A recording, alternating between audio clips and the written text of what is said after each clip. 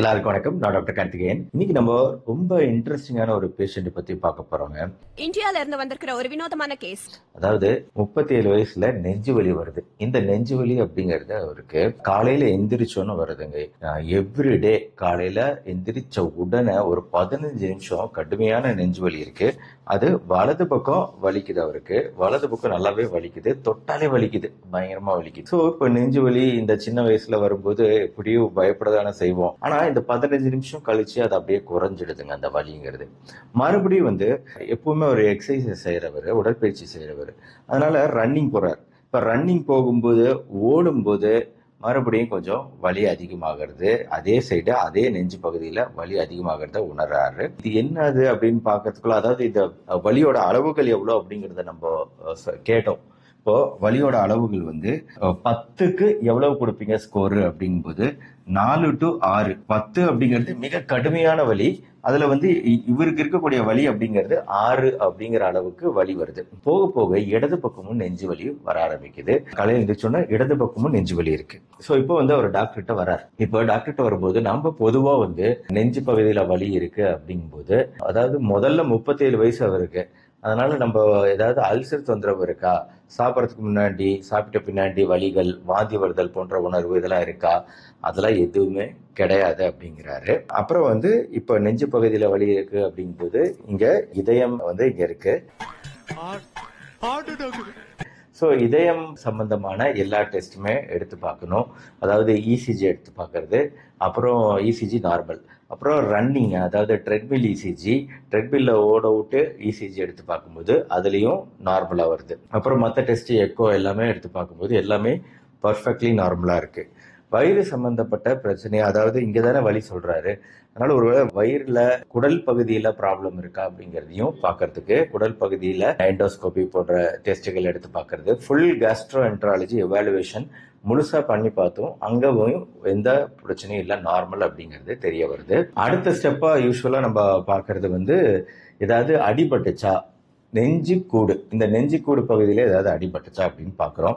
ஏன்னா நம்ம டவுட் பண்றது காஸ்ட்ரோகான்ட்ரைட்டிஸ், அதாவது இப்போ இது வலது பக்கம் இந்த ரிப்பு, இந்த ரிப்புலாம் இந்த நடு எலும்போட ஜாயின் பண்ற இந்த பகுதியில ஏதாவது இன்ஃப்ளமேஷன், வீக்கம் இருந்தா அதை காஸ்ட்ரோகான்ட்ரைட்டிஸ் சொல்லுவோம். அந்த மாதிரி வலிகள் இருக்கா அப்படின்னு பார்க்கும்போது இந்த பகுதியில வலி இல்லை.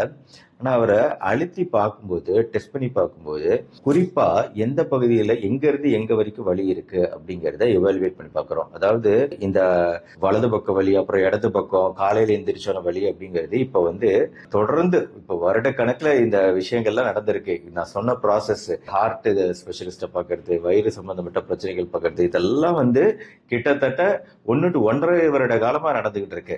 இப்ப எந்த பிரச்சனையும் இல்லைங்கும் போது கடைசியா தான் நம்ம இங்க வரோம். நுரையீரல் சம்பந்தப்பட்ட பிரச்சனை இருக்கா, நுரையீரல்ல நீர் தேங்கி நுரையீரலோட வெளி உரையில ப்ளூரான்னு சொல்லக்கூடிய அந்த பகுதியில ஏதாவது நீர் தேக்கம், இல்ல அந்த பகுதியில ஏதாவது வீக்கம், இதயம் பகுதியிலையும் ஏதாவது இதயத்தை சுத்தி இருக்கக்கூடிய உரை பெரிகார்டியம், அந்த இடத்துல ஏதாவது இன்ஃபெக்ஷன், தொற்று, வீக்கம், எல்லாத்தையுமே ரூல் அவுட் பண்ற ப்ராசஸ். இது எல்லாமே பண்ணி எல்லாமே நெகட்டிவ்னு வரும்போது தான் நம்ம இங்க வரோம். எடுத்துட்டியா? தெளிவா தாண்டா இருக்கீங்க. நல்லா தானே இருக்கு. யூரின் டெஸ்ட் அது எடுத்துட்டியா? வருமானம் பூரா போயிரும் போல் இருக்க. இது நல்லா இருக்கையா. ஒருவேளை இங்க இருக்குமா ப்ராப்ளம், ஏன்னா எக்ஸசைஸ் பண்றவரு ரெகுலரா அப்படிங்கறதுனால இந்த மாதிரி வலிகள், இந்த இன்ஃப்ளமேஷன்னால எலும்பு பகுதி இந்த இடத்துல ஜாயின் ஆகிற இந்த பகுதியில ஏதாவது இன்ஃப்ளமேஷன் இருக்கான்னு பார்க்கும்போது அதுவும் இல்லை. ஆக இப்போ 1.5 வருட காலம் ஓடி போயிடுச்சு. இப்போ பிசிக்கல் மெடிசன் டிபார்ட்மெண்ட்ல அதை தொட்டு பார்க்கும்போது நம்ம என்ன தெரிய வருதுன்னா, குறிப்பா அந்த லொகேஷன் எங்கன்னு பார்க்கும்போது இந்த ரிப் இருக்கு பாத்தீங்களா, இந்த விலா எலும்புகள் எத்தனை இருக்குன்னு பாத்தீங்கன்னா 1, 2, 3, 4, 5, 6, இப்படியே சைட்ல போகும். 7, 8, 9, 10, இது கீழே இருக்கு பாருங்க 11, 12. சோ இதெல்லாம் இங்க இதோட ஜாயின் ஆகல, இந்த ஸ்டெர்னமோட. இது ஆக்சுவலா இந்த 11, 12 இதெல்லாம் பின்னாடி இருக்கு, இங்க இருக்குது. சரிங்களா, இதான் அனாட்டமி, புரிஞ்சுக்குங்க. சோ இப்போ இவரோட வலி அப்படிங்கிறது இங்க, இந்த எலும்புக்கு பேரு ஸ்டெர்னம். இங்க இருந்து வலி இங்க வரைக்கும் இருக்கு. அதாவது 10th ரிப், இந்த 10வது விலா எலும்பு இங்க ஜாயின் ஆகிற இடம். ஸோ இங்க இருந்து இங்க வரைக்கும். ஸோ இதுதான் குறிப்பா இந்த லொகேஷன், வலியோட லொகேஷன் அப்படிங்கிறத அழுத்தி பார்க்கும்போது அதிகமா வலி இருக்கு. மூச்சு விடும்போது வலி அதிகமா, நல்லா இழுத்து மூச்சு விடுங்க அப்படின்னு சொல்லும்போது வலி அதிகமாகுது. ஸோ இந்த இடத்துல குறிப்பா இந்த இடத்துல அழுத்தும் போது வலியோட அளவுகள் அப்படிங்கிறது 7 வருது, 10க்கு 7 இருக்கு. ஸோ கண்டிப்பா இங்கதான் ஏதோ பெத்தாலஜி, ஆனா கல்லீரல் பிரச்சனை எதுவும் கிடையாது, இங்கதான் ஏதோ ப்ராப்ளம் அப்படிங்கிறத கண்டுபிடிக்கிறோம். ஸோ அதனால இப்போ பிசிக்கல் மெடிசன் தெரபிஸ்ட் இன்னும் குறிப்பிட்ட சில டெஸ்ட்டுகள் பண்ணி பார்க்குறாங்க. அதாவது இது முதுகு தண்டு பகுதி இங்க இருக்குது, கரெக்டா இந்த முதுகு தண்டு பகுதியில மார்க் பண்ணியிருக்கிறாங்க இல்லையா. ஸோ இந்த ஸ்பைன், அதாவது வெர்டிபிரல் பாடி, ஸோ இந்த இடத்துல ஒரு மார்க்கிங் பண்ணி இந்த இடத்துல ஒரு அழுத்தம் ப்ரெஷரை கொடுப்பாங்க. இந்த டெஸ்ட் பேர்லாம் ரொம்ப காம்ப்ளிகேட்டடான உள்ள போகிறோம்ல, இந்த அழுத்தத்தை கொடுத்து, ஏன்னா நான் ஏற்கனவே உங்ககிட்ட காமிச்சிட்டேன், கரெக்டா இந்த பின்பக்கம் தான் இருக்கு இந்த 10வது ரிப் அப்படிங்கிறது. அதனால இந்த இடத்துல ஒரு அழுத்தத்தை கொடுக்கும்போது வலி இருக்கும், இந்த அழுத்தத்தை அப்படி ரிலீஸ் பண்ணும்போதும் ஒரு வலி இருக்கு அப்படின்னா அப்ப அது அந்த விலா எலும்புகள் ரிப்ஸ்ல இருந்து தான் வருது அப்படிங்கிறது நம்மளுக்கு தெரியும். மேலும் இந்த பேஷண்ட்டுக்கு இப்போ கரெக்டா இந்த 2 கையும் வந்து நம்ம விலா எலும்புகள் கரெக்டா இந்த இடத்துல வைப்பாங்க, வச்சு மூச்சை இழுத்து விட சொல்லுவோம். இப்போ மூச்சை இழுத்து விடும்போது 2 பக்கமும் அன்ஈக்குவலா, ஒரு பக்கம் கீழே போயிருக்கு, இன்னொரு பக்கம் மேல இருக்கு. ஸோ இதன் மூலமா ஒரு பக்கமா நம்ம மார்புக்கூடு வந்து மூச்சை உள்ள இழுத்து வெளியே விடும்போது அந்த வலியினால முழுசா வந்து விரிவடைய மாட்டேங்குது. ஒரு பக்கம் வலது பக்கம் விரிவடைய மாட்டேங்குது, இன்னொரு பக்கம் தான் விரிவடையுது. ஏன்னா அந்த தசைகளும் அந்த வலி அதிகமாகிறதுனால அது அப்படியே இறுக்கி பிடிச்சிக்குது. அதனாலதான் ஒரு பக்கம் நல்லா மூச்சு, இடது பக்கம் நல்லா மூச்சு இழுத்து விட முடியுது அவரால், கீழே வரைக்கும் போயிருக்கு. அந்த மார்பு கூட நல்லா இடது பக்கம் விரிவடைஞ்சிருக்கு. ஆனா இடது பக்கம் வந்து முழுசா விரிவடையாம இங்கே இருக்கு, அந்த விரல்கள் அங்கேயே இருக்கு. ஏன்னா அந்த மார்பு கூடு விரிவடையல வலது பக்கம். சோ ஏன் வலது பக்கம் விரிவடையல அப்படின்னா வந்து அந்த வலி. சோ இப்போ வந்து இந்த டெஸ்டுகள் மூலமா நம்மளால கன்ஃபார்ம் பண்ண முடியுது இது வந்து காஸ்டோகாண்ட்ரைட்டிஸ் அப்படிங்கிற விஷயம்தான். ஆனா இது வந்து ஏடிபிக்கல் காஸ்டோகாண்ட்ரைட்டிஸ், அதாவது டிபிக்கலா வரக்கூடியது இங்கதான் வரும் வலிங்கிறது.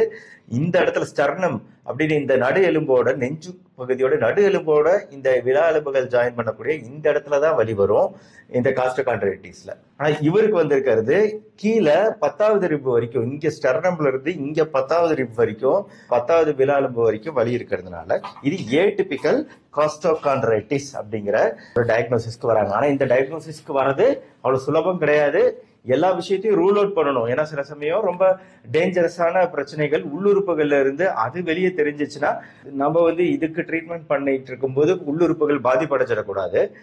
எல்லா விஷயமும் ரூல் அவுட் பண்ணிட்டு இதயம் பிரச்சனை இல்லை, குடல் பிரச்சனைகள் கிடையாது, நுரையீரல் பிரச்சனைகள் கிடையாது அப்படிங்கிற ரூல் அவுட் பண்ணிட்டு தான் நம்ம இந்த டயக்னோசிஸ்க்கு வருவோம். இதுக்கப்புறம் ட்ரீட்மெண்ட். இப்போ இதுல ஒரு விஷயம் என்னன்னா, மேஜிக் என்னன்னா, இந்த ட்ரீட்மெண்ட் கொடுத்த 3 செஷன்லயே வந்து பேஷண்ட் கம்ப்ளீட்டா இம்ப்ரூவ் ஆயிட்டாரு.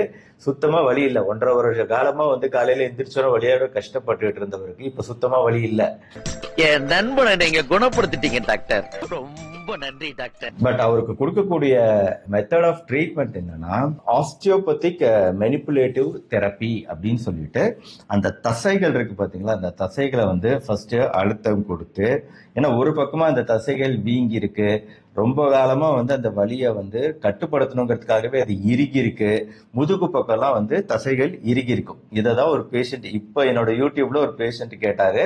ஸோ நானே இதை பத்தி பார்க்கும்போது இதுல வந்து இவ்வளவு விஷயங்கள் இருக்கு அப்படிங்கறதும் தெரியுது. எனக்கு தெரிஞ்சு இப்ப நான் யூடியூப்ல என்கிட்ட கேட்ட பேஷண்ட்டுக்கு இதே ப்ராப்ளம் தான் இருக்கா அப்படின்னு எனக்கு தெரியல. அவருக்கு எந்த இடத்துல வலி இருக்குங்கிறது எனக்கு தெரியல. அவர் ஒரு கமெண்டா தான் கேட்டிருந்தாரு. அவருக்கு இதன் மூலமா நல்ல புரிதல் ஏற்படும் நினைக்கிறேன். இப்போ இதை அழுத்தம் கொடுத்து அந்த தசைகளை ரிலாக்ஸ் பண்ணி விடுறது ஆஸ்டியோபதிக் மெனிப்புலேஷன் தெரப்பி அப்படின்னு இதுக்கு பேர், ஓஎம்டி. இந்த ஓஎம்டி 1 இதை ட்ரீட்மெண்ட் பண்றதுக்கு. அடுத்தது இதுவும் ஓஎம்டி தான்.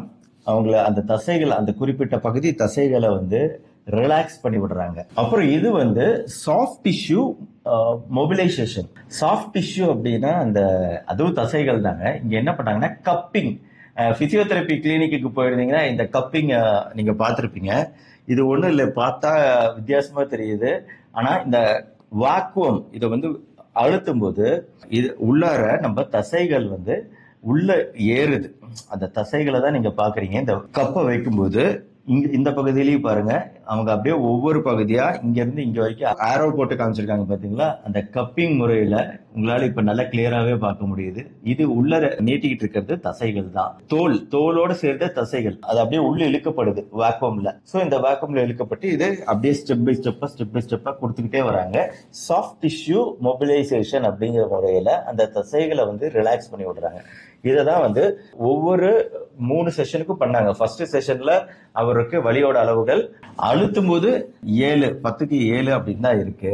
ஆனா அடுத்தடுத்த செஷன் வரும்போது நம்ம இந்த 2 டெக்னிக் மெனிப்புலேஷன் பண்ணும்போது அந்த வலிகளோட அளவு டிராஸ்டிக்கலா 2வது வாட்டி குறைஞ்சி 3வது வாட்டி ஆக்சுவலா மூச்சு இழுத்து விடும் போதோ காலையில எந்திரிக்கும் போதோ ஓடும் போதோ எல்லா நேரமும் அவருக்கு வலி அப்படிங்கிறது சுத்தமா குறைஞ்சி 10க்கு 0 அப்படிங்கிற ஸ்டேஜ ரீச் பண்றாரு. வலிக்கலையா? ஏன் வலிக்குது? நீ தலைவாணியில தானே ஊசியை போட்ட. சோ உங்களுக்கு இப்ப புரிஞ்சிருக்கும்னு நினைக்கிறேன். எந்த அளவுக்கு வந்து ஒரு எலும்பில் தசைகளில் உண்டான ஒரு விஷயங்கிறது எந்த அளவுக்கு ஒரு மனுஷனை வந்து பாதிப்பு உள்ளாக்குது. ஐயோ இதே பிரச்சனையா அந்த பிரச்சனையா இந்த பிரச்சனையா நம்ம நினைக்கிறோம். கடைசியில பார்த்தா ஒரு சாதாரண திசுக்கள் தசையில இருக்கக்கூடிய பிரச்சனை அதை சிம்பிளான ட்ரீட்மெண்ட்ஸ் மூலமா சரி பண்ண முடிஞ்சிருக்கு அப்படிங்கிறது இது உங்களுக்கு புரிஞ்சுக்கும்னு நினைக்கிறேன் இந்த கேஸ் ஸ்டடி மூலமா. ஆனா இது வந்து ஏடிபிக்கல் அப்படிங்கிறது தான் முக்கியம். பல நேரம் வந்து இந்த காஸ்டோகான்ட்ரைட்டிஸ் அப்படிங்கிறது இந்த எலும்பு பகுதி இதுக்கு மேல இருக்கக்கூடிய தசைகள் அங்க இருக்கக்கூடிய வீக்கம்னால வரக்கூடியது. இந்த காஸ்டோகான்ட்ரைட்டிஸ் எதனால வருது? சில பேர் ஸ்விம்மிங், ரன்னர்ஸ், சில பேர் வேலை காரணமா ஒரு பக்கம் அந்த தசைகளை அதிகமா உபயோகப்படுத்திக்கிட்டே இருக்கிறதுனால வரும். அடிபடணும்னு அவசியம் இல்லை, அவங்க வேலை காரணமா கூட சில சமயம் இந்த மாதிரி வலிகள் வரலாம். இதுக்கு ரெஸ்ட் தான் கொடுக்க சொல்லுவோம், வேற எதுவும் ஸ்பெசிபிக் ட்ரீட்மெண்ட் கிடையாது. எதனால இந்த அலர்ச்சி இன்ஃப்ளமேஷன் ஏற்படுது அப்படிங்கிறதுக்கு சரியான புரிதல் இல்லை. பட் உடல் இயக்கம் வேலை சம்பந்தமான விஷயங்களால வருது அப்படின்னு நம்ம கெஸ் பண்றோம். இது குறைக்கிறதுக்கு சில பேருக்கு பல வாரங்கள் கூட நீண்டு கொண்டே போகலாம் இந்த பிரச்சனையை. அதை வந்து குறைக்கிறது இந்த தசைகளுக்கு உண்டான ட்ரீட்மெண்ட் மூலமா நம்மளால குறைச்சிட முடியும். எளிமையா இதை சரி செய்யவும் முடியும் அப்படிங்கறத நீங்க புரிஞ்சுக்கணும். ஆக காஸ்டோகான்ட்ரைட்டிஸ் அப்படின்னு சொல்லக்கூடிய இந்த தசை பகுதி நெஞ்சு பகுதியில வரக்கூடிய வலிக்கு இதயம் காரணம் இல்ல, தசைகள் காரணம் அப்படிங்கறத இந்த வீடியோ மூலமா நீங்க புரிஞ்சுட்டு இருந்திருப்பீங்க. இந்த வீடியோ உங்களுக்கு பிடிச்சிருச்சுன்னா லைக் பண்ணி உங்க ஃப்ரெண்ட்ஸ் அண்ட் ரிலேட்டிவ்ஸ்க்கு ஷேர் பண்ணுங்க. இந்த மாதிரி விழிப்புணர்வு பதிவுகளை தொடர்ந்து பார்க்க நம்ம சேனலை சப்ஸ்கிரைப் பண்ணிக்கோங்க. மறுபடியும் நாளைக்கு பார்ப்போம். நன்றி, வணக்கம்.